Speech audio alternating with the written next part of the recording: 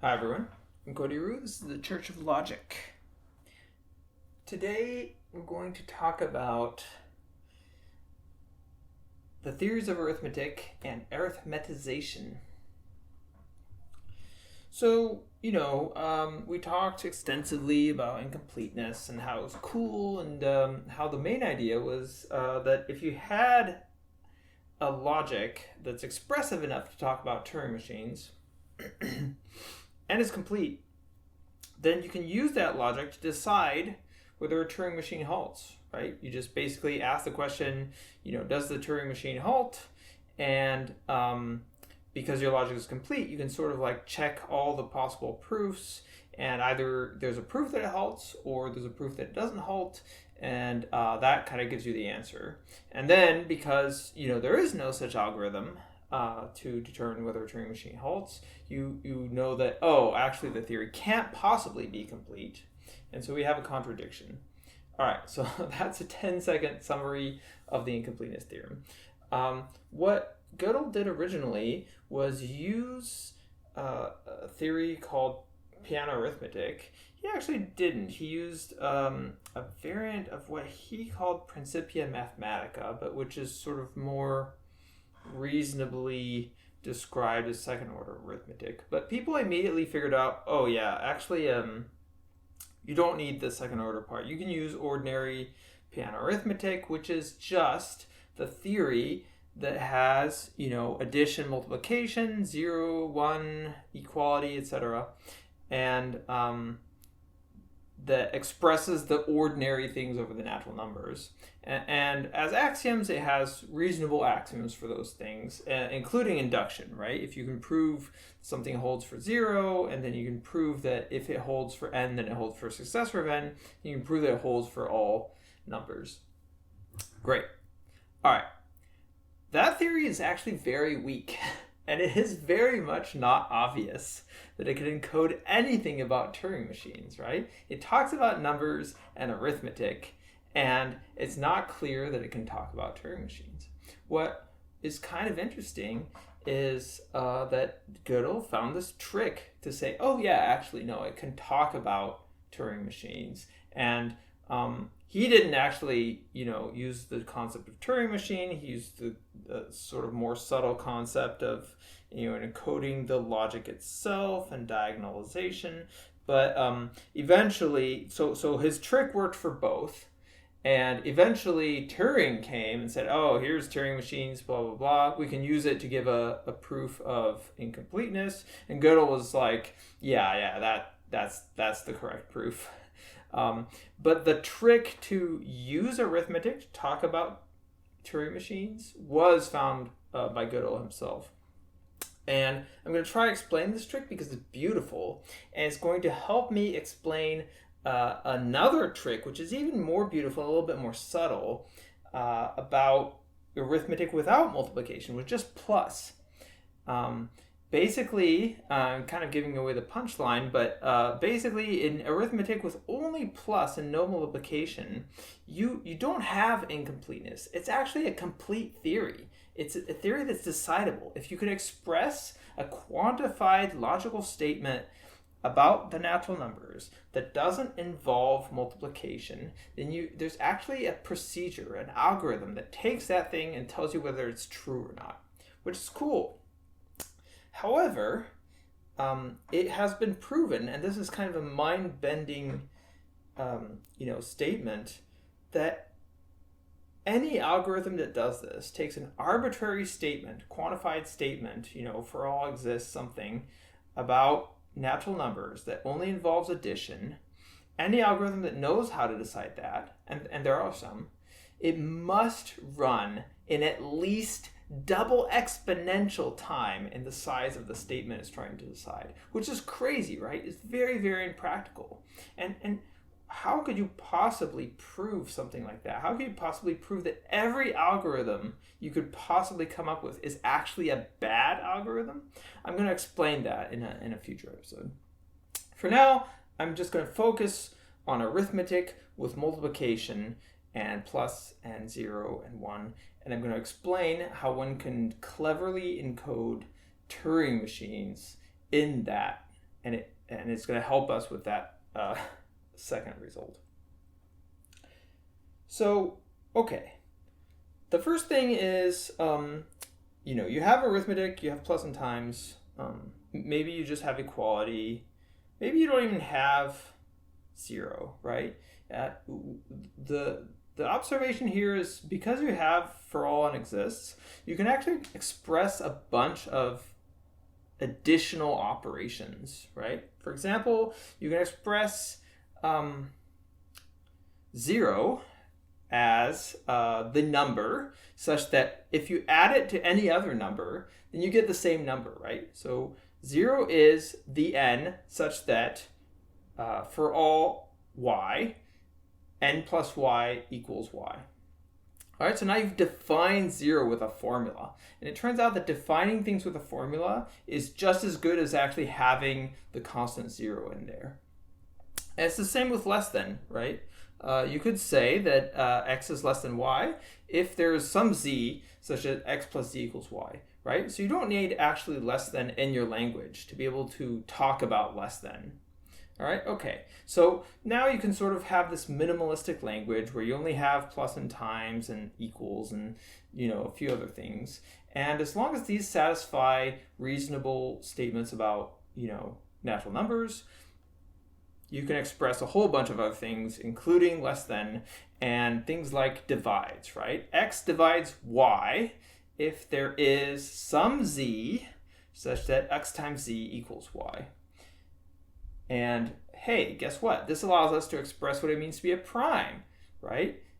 X is a prime if there is no number that divides x and that's not 0, 1 or x, right? 1 always divides x and x always divides x. But if those are the only two, then x is a prime. Great. Okay, so now we can talk about primes, which already suggests that we have a pretty complicated theory here. But that doesn't really tell us how to encode Turing machines.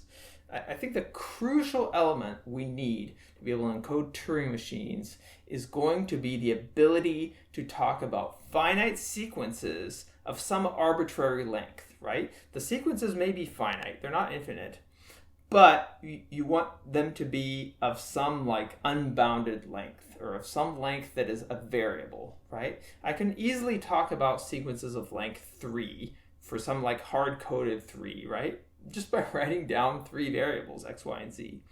And I can do that for any number, but that doesn't really help me encode a sequence of arbitrary length, right? A sequence of length n, where n is some variable I have lying around. So that's going to be the crucial trick. Once I can start talking about sequences, it becomes very easy to define Turing machines. Because, hey, Turing machines are just, states, right? Hey, I can encode the set of states as a sequence. And it has a tape, that it writes on. When it computes, it changes numbers on that tape. Well, guess what? That tape is going to be a sequence too. And then the operational, running the Turing machine over time is going to be a sequence too, right? Of the state that it's in and what's written on the tape at each given time, right? And then you could say, hey, is there an infinite sequence of sequences that allows that Turing machine to evolve over time? And there we're talking about termination, right? If there is such a sequence, then the Turing machine doesn't terminate. If there isn't, if every sequence eventually ends up in this impossible state or this halting state for the Turing machine, then it halts. Great. So basically, crucially, we now need to talk about sequences somehow in this language that only has natural numbers, plus, times, less than, etc.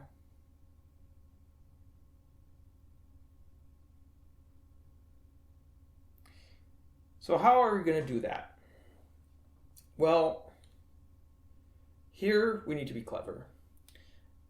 In Gödel, which is a gorgeous book, which, happens to have won the Pulitzer Prize, he talks extensively about this problem, which, I think is justifiably fascinating. And I think I've mentioned this before, but anyway, he mentions, hey, what else can we encode, right? We can say if numbers are prime, can we ask whether a number is a power of 2, for example, right? Can we express that? Obviously, there's no operator, 2 to the n, right? That's not in the language of piano arithmetic. We can say, that 2 divides n, like I've said, if 2 times x, if there exists x such as 2 times x equals n, then 2 divides n. And okay, well, that's something, but that doesn't tell us that, something is a power of 2. So what's the observation here? Well, what if all the numbers that divide n are a power of 2, right? That's kind of hopeful, right? Because certainly, if you're a power of 2, then all the things that divide you are going to be divisible by 2. And in fact, they're also going to be powers of 2. So, okay, so this is actually, this works. And if a number is such that all the things that divide it are themselves divisible by 2, right? Then it's a power of 2, right? And this is easy to express in piano arithmetic, because we can express that a number is divisible by 2. We can express that a number is a divisor, right? Like x divides y, with x and y as variables. And so in particular, we can say, hey, if x is a divisor of y, then and x, for every x that divides y, then x is divisible by 2. Then y is a power of 2. That's our definition of being a power of 2. Great. Okay. Hofstadter goes on to say, hey, great, we've done powers of 2. How about powers of 10? And you could be like, oh, well, that's easy. You just say that everything that divides n is also divisible by, 10. Wait, that doesn't quite work. Because, hey, 10 is a power of 10, and not all the numbers that divide 10, are themselves divisible by 10, right? 5, for example, divides 10, and it's not divisible by 10. So, okay, you could say, oh, wait, no. What is true is that every number that divides a power of 10 is also divisible by either 5 or by 2, and those are prime numbers, so yeah. But that also doesn't work, because a number where all its divisors are divisible by 5 or by 2, for example, 50 is such a number, and 50 isn't a power of 10, right? So now you're a little stumped. You're like, it's kind of hard to express that a number is a power of 10. And you might be tempted to think, oh, it's actually impossible. Like piano arithmetic can express multiplication and stuff like that, but it's just powerless to talk about powers. And you would be wrong. Hofstadter says, hey, actually no, there is a way to talk about this, but it's subtle, and you need a trick. And Gödel was smart enough to come up with this trick, and I will sort of explain at least the core ideas. So at the time, what's impressive about Gödel is that he requires some very out-of-the-box thinking. Gödel, was one of the world's first logicians. Logic wasn't really a subject at the time.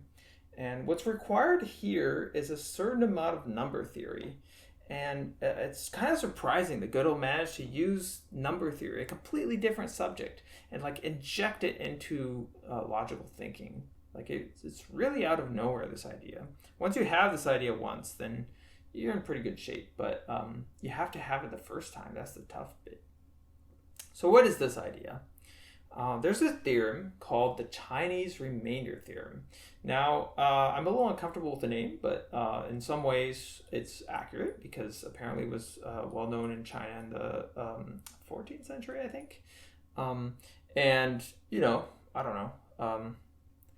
That's the name of the theorem. And what this theorem says is basically if you have a bunch of numbers that are all co-prime, that is, none of these numbers have divisors in common, except for one, of course, then something weird happens. Basically, if you take the remainder modulo each one of these numbers, and you look at that sequence, well, that sequence corresponds to a unique number that is smaller than the product of every one of those coprime numbers together. This is kind of hard to explain, so let me give an example. All right, take 3 and 5, two coprime numbers, right? Now take any two numbers that are less than 3 and 5, respectively. Say 2 and 1, all right? 2 is smaller than 3 and 1 is smaller than 5. What the theorem says is there is some number smaller than 3 times 5, which is 15, such that that number, mod 3, so if you take the remainder by dividing by 3, is equal to 2, and mod 5 is equal to 1. All right, I have not prepared this, so I cannot tell you what that number is. Oh, but wait, I can just cut now and edit myself in. So magically, I now know that that number is 11. So 11 is less than 15, and 11 mod 3 is 2, and 9, 10, 11, yes. And 11 mod 5 is 1. That's easier to see. And the Chinese remainder theorem basically says, hey, if you take any two coprime numbers, and you take any pair of numbers that are like smaller than, each individual component, then there is some number less than the product that is going to be equal to that pair. All right, great. That means we can encode sequences of length 2 by finding any two coprime numbers, and then taking, then finding some number mod the product that equals to the components of the pair. All right, it's kind of a subtle idea, but it's also a really cool idea. It means if you can find a sequence of sufficiently large coprime numbers, right, and if that sequence is long enough, say length 50, right, you can encode sequences of length 50 at least with elements that are smaller than, the individual 50 numbers that are going to be multiplied together, right? And the way you do that is you find these coprime numbers, you multiply them together, and then you say, hey, there exists a number smaller than this big product, such that mod each individual number, it is equal to, the component of that sequence we're interested in. This is kind of cool, right? All you need to do now in piano arithmetic is express this fact. And to express this fact, you need to find a simple to express sequence of coprime numbers that's sufficiently large. Now this again requires some cleverness, and I actually had to look it up this time because I forgot how you do it. The trick now is to say, hey, is there an easy to express sequence of coprime numbers? And there is. Basically, you use this old, thing you learned in high school, which is, hey, how do I know that there's a big prime number? Well, you take n factorial, right? Which is the opposite of a prime number, right? It's really just not a prime number. It has tons and tons of divisors. And then you add 1. And n factorial plus 1 definitely is not necessarily prime, but it doesn't have a lot of small divisors. In particular, n factorial plus 1 cannot share any of its divisors with n, all right? That plus 1 basically just cancels out all possible common dividers between n factorial plus 1 and n. This is kind of a cool trick, and it's an old, ancient, 300 BC trick from Euclid. Now, okay, we found a number that doesn't have any common divisors with n, but we need a sequence. We need a bunch of numbers that are all coprime. Now, it is true, but I'm not going to explain that n factorial plus 1 and 2 times n factorial plus 1 and 3 times n factorial plus 1, etc., up to n times n factorial plus 1. Those numbers are all coprime. So you can find n numbers, all right, for some variable n, such that These are all co-prime. They're easy to express in piano arithmetic. That's actually also kind of a non-trivial point, but trust me when I say that you can express what it means to be n factorial. And great. So now we can apply the Chinese remainder theorem, which is basically, hey, if you take the product of all those numbers, then there is some number which modulo, the individual component you care about is equal to whatever you want. And that's how Gödel encoded sequences. He knew this remainder theorem. He knew how to find large enough sequences of coprime numbers, and he knew that he could encode these sequences as take, some number in the big product, and when you need the ith component, just take mod that ith number in the coprime sequence. And hey, great, you can use that to encode sequences, which means you can encode proofs, you can encode Turing machines, you can carry out the incompleteness theorem, prove that piano arithmetic is not decidable. Now, as a conclusion, you will notice that in this description, I've used multiplication all over the place. I've talked about n factorial. I've talked about, n times n factorial plus 1. I've talked about, the remainder theorem that requires products. I've talked about, prime divisors. All right. All of these things require multiplication all over the place. All right. So, it's a pretty natural question to say, hey, what if we just don't have multiplication in our theory? What happens then? And as I've given away, actually this theory is decidable. But as we will see later, it's barely decidable. It has very bad algorithms. And the reason for that is, again, these kind of encoding tricks and Turing machines in a very subtle manner. All right, stay tuned for next one. And until then, take care.